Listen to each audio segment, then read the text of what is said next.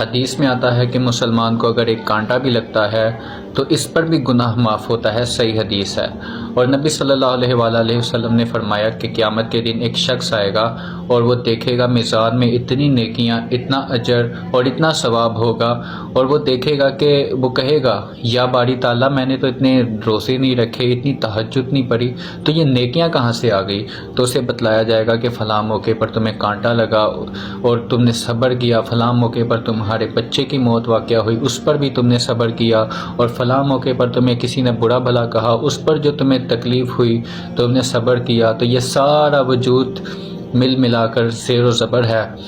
تو اس شخص کی یہ تمنا ہوگی کہ کاش اللہ تعالیٰ نے مجھے ساری زندگی مصیبتوں میں رکھا ہوتا اور میرے اوپر کوئی خوشی نہ آئی ہوتی۔ اور ایک اور حدیث میں آتا ہے کہ نبی صلی اللہ علیہ وآلہ وسلم نے فرمایا کہ قیامت کے دن میزان کے